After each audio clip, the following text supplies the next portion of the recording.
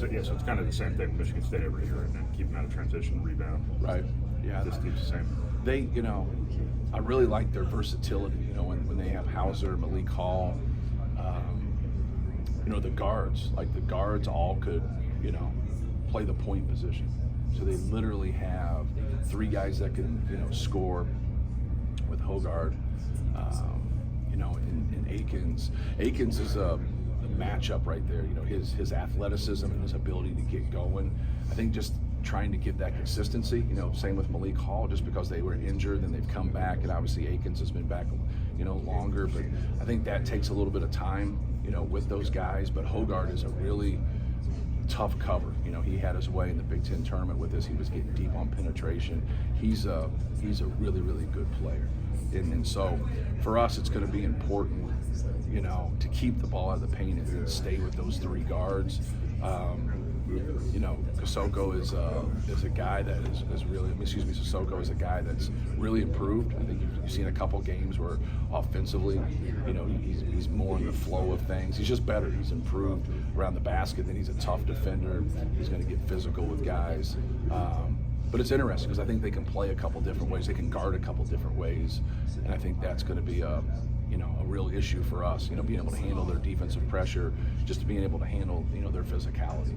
If they go with like a Hall or Hauser at 5, can they do that? If so, what's kind of the challenge there? Yeah, they've done that in the past against us. I think it's just a little bit of a. Anytime anybody goes smaller, not necessarily them. For us, we have to make some adjustments defensively to help our cause, especially if we're bigger and Zach's in there, which is going to happen 80% of the time. But yeah, they cause a threat when they do that. Their ability to stretch you out and shoot it and drive it. Obviously, they didn't take a lot of threes in their last game. They didn't make any threes. But we all know Malik Hall, Hauser, all those guards, can stretch you out and shoot the basketball. Can you draw any comparisons between Hogard and Pickett? I know Hogard gets out the open floor a little bit more, but he's that big body. Yeah, they're both quality players. They're a little different. I would say, Pickett's a guy that is going to find people just like Hogard is. Hogard can just bounce off of you and spin off of you and get in that paint and get deep, where, Pickett's more, just kind of waiting to see what the defense is getting as he's backing you down. Not to say Hogard doesn't back you down some, because he does, but Hogard's more faced up driving and he's more backing down. But yeah, a lot of similarities, both really good players, both with really good size. I think that's what gets you, is Hogard's got such a good, build to him. So when he gets deep, now he can make those little, turnaround kind of in between hooks. Michigan State's historically gone one-on-one in the post. Who knows what they'll do tomorrow? Right. Do they have the personnel to do that? I don't know. We obviously, when people are like that, we prepare for everything. We do a lot of drill work where we're preparing for everything, and so I think it's going to be key for us to be able to play no matter what they do and not turn the ball over. Be able to handle their physicality, and it'll be interesting how the game's called. Like if that's for us. Like we have to be able to, even when they foul and they don't call it, we got to be able to take care of the ball. The way you've shot the ball last couple of games, do you figure maybe teams start to prepare for you a little bit different than you weren't shooting it so well? Well, I would think the teams that know what they're doing would understand the people that struggle from three can still make them. Like, we just played Nebraska, and Vandermeer, was 1 for 16 since our previous game from three, and just told him, like, hey, he can make threes. He's made threes in the past. He shot a good percentage at SMU his last year. He was shooting a good percentage going into our first game, but now he's in a little bit of a rut. But he's a good shooter. And then, obviously he makes 2 threes. It just always works that way. So, how they look at people, coaches understand kind of 2 things. There's your raw numbers when you're dealing with it, and then people aren't going to have great numbers sometimes when they have inconsistent minutes, but what's your real ability? Can you shoot or not? And so, like, those guys know our players from high school, and they know our players from previous years, and they're going to be able to look at things. And even though maybe a guy's in a 4 to 5 game rut, but in the past he's really shot the ball well, they're going to treat him as a shooter.